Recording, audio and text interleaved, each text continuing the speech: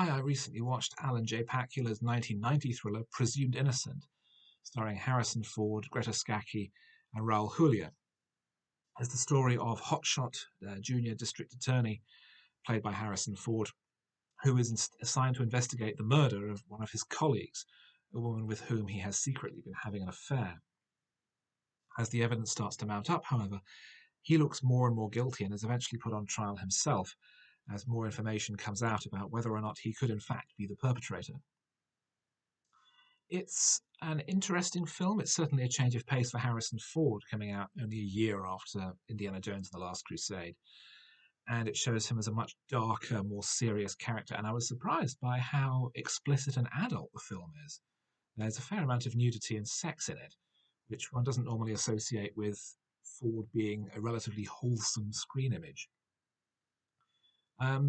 There are a lot of twists and turns in the story, which I won't give away, but I found them to be increasingly hard to follow, and the ultimate resolution felt quite poorly thought out and badly explained.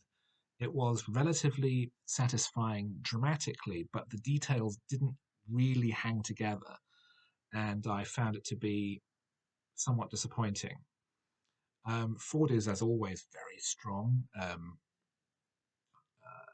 A change in his image doesn't seem to have dampened his on-screen charisma, and he seizes the role very well. And it's nice to see Julia, who I normally see in more villainous or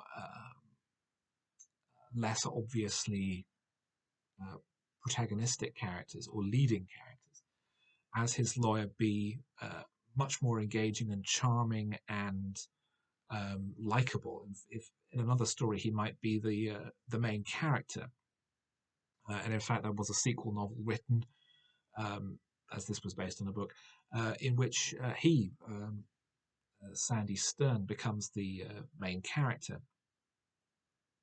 Pakula was a great director of conspiracy stories, so I was expecting it to be some kind of conspiracy, and there is an element of that in terms of revelations about Ford's boss's relationship with the dead woman, and possible maneuverings by a rival for the position of district attorney, and a lot of threads pulling in different directions.